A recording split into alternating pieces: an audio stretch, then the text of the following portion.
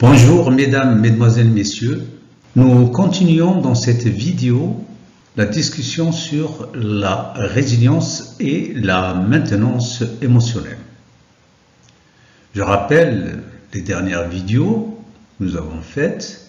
Je rappelle l'idée, c'est que dans la vie, on est amené à traverser des tempêtes émotionnelles,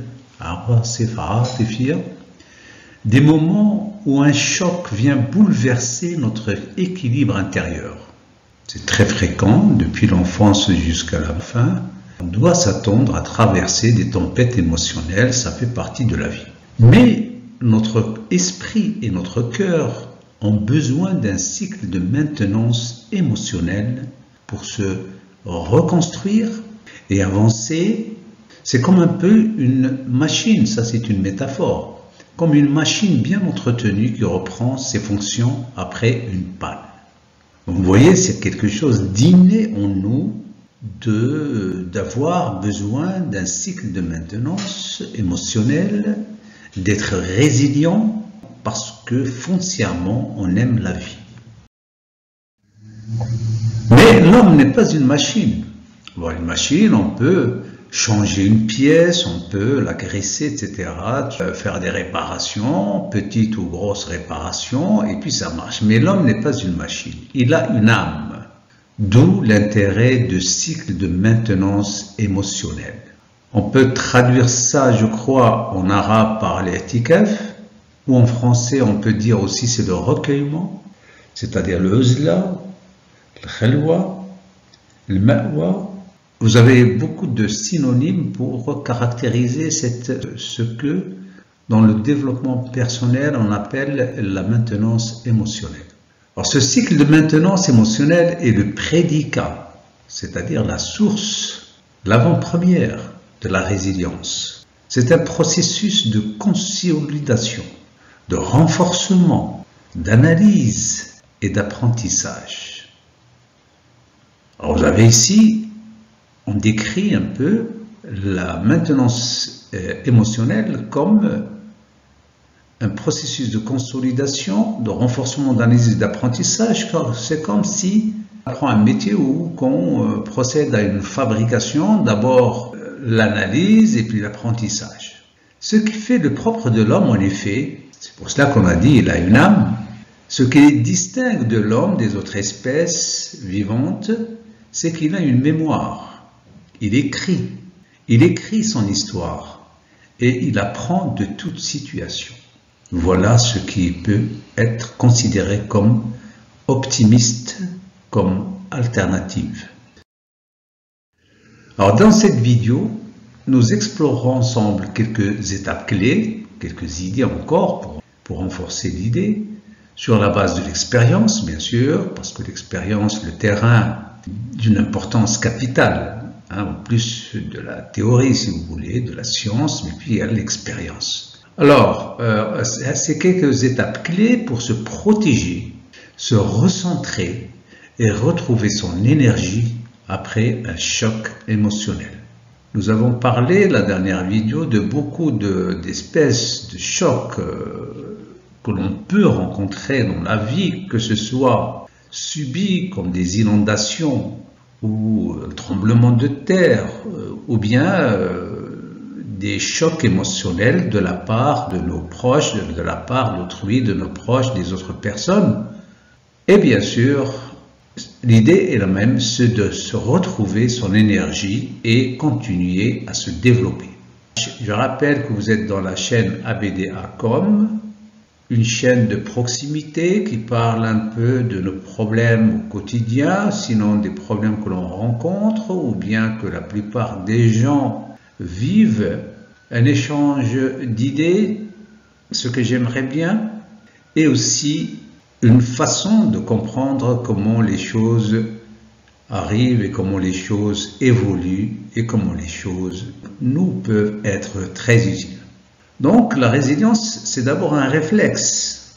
À partir d'une bonne éducation, quand on adopte la résilience, c'est que déjà nous sommes à un certain degré conscients de son importance. Donc, une bonne éducation est un style de comportement formel dues aux expériences de la vie ou avec l'avancée dans l'âge. Alors plus on a d'expérience dans la vie, plus on est mature, plus on comprend mieux ce qu'est vraiment la résilience et son utilité. De ce fait, on peut considérer la résilience comme une protection contre les émotions négatives face à des drames ou des déceptions causées par autrui. Par exemple, la perte d'un être cher, l'habitude, l'amour, la perte de confiance en quelqu'un en qui nous avons cru aveuglement, surtout de la part des proches, une trahison, peuvent causer beaucoup de dégâts, de l'angoisse, du stress, de l'anxiété, des troubles psychologiques, parce qu'on est vraiment secoué par ce choc, et même physique. L'insomnie, des courbatures partout, problèmes de respiration, étroitesse de la cage thoracique. Donc ce sont des phénomènes que l'on observe physiquement quand on vit un moment d'angoisse, de stress, d'anxiété, d'ingratitude, surtout de la part de celles ou de ceux à qui nous avons placé une confiance absolue. Ces émotions sont tout à fait légitimes, il faut le reconnaître, c'est humain.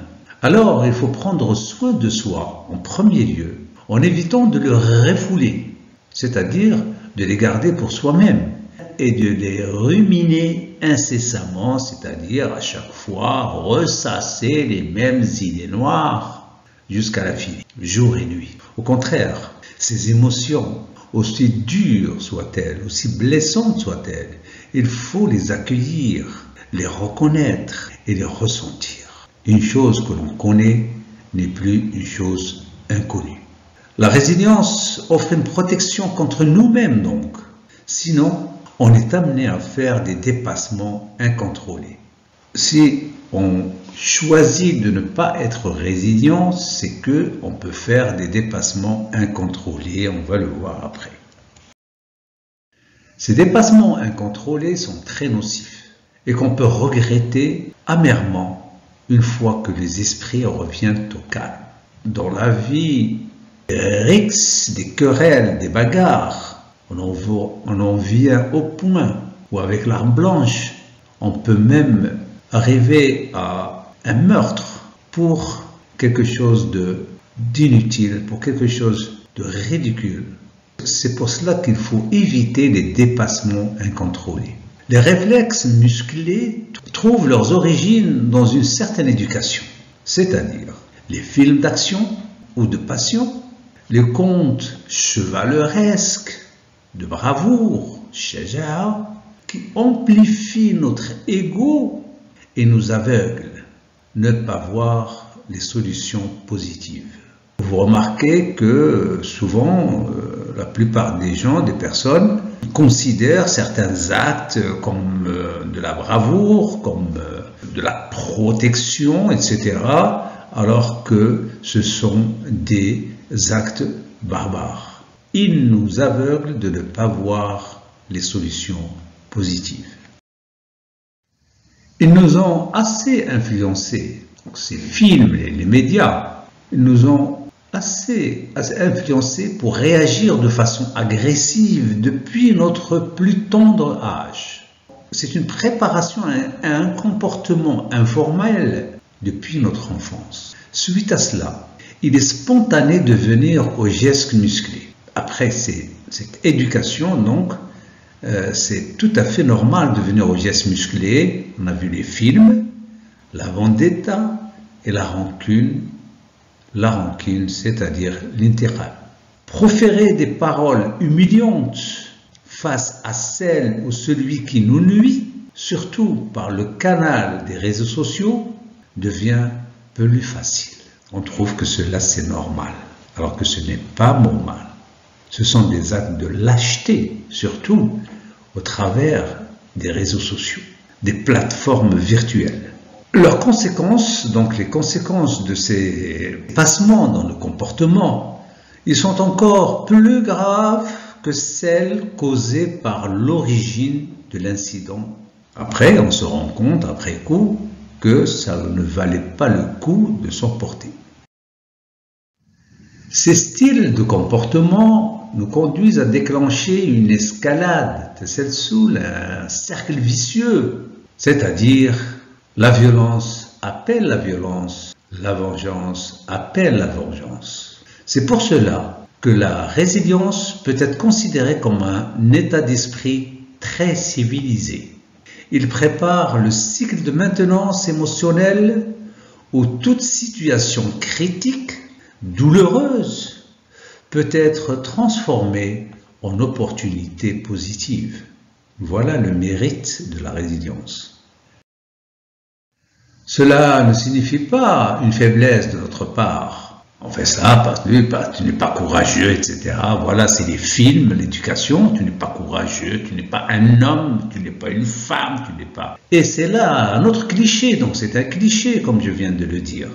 C'est-à-dire quelque chose qu'on répète souvent sans en mesurer savoir qu'est-ce que c'est et sans en mesurer les conséquences. Cela ne veut pas dire qu'il faut tout oublier, car on n'oubliera jamais.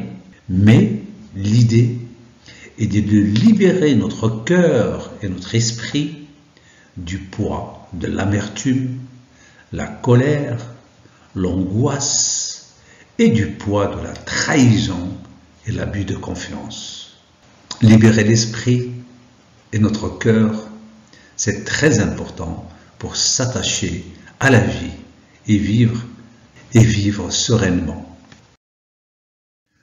Réussir un processus de maintenance émotionnelle, maintenant que nous avons réussi à entamer ce processus de maintenance émotionnelle, cela nous amène à une source de progrès. On a fait un progrès. Voilà le fruit de ce réflexe qu'est la résilience et le cycle de maintenance. En conclusion, il faut retenir que le cycle de maintenance émotionnelle n'est pas seulement une réponse à un choc, c'est une démarche universelle quand on tient à la vie, quand on tient à vivre en société. Cela pour préserver notre équilibre intérieur face aux défis de la vie. Alors ce cycle de maintenance ou ce processus de maintenance émotionnelle nous rappelle une vérité qui est essentielle. Prendre soin de soi n'est ni une faiblesse, ni de l'égoïsme. C'est un acte de force et de sagesse. Nous continuons sur le même sujet dans la prochaine vidéo. ABDA.com vous souhaite bon courage dans vos efforts d'apprentissage et de bien-être personnel, familial et professionnel. Et merci beaucoup.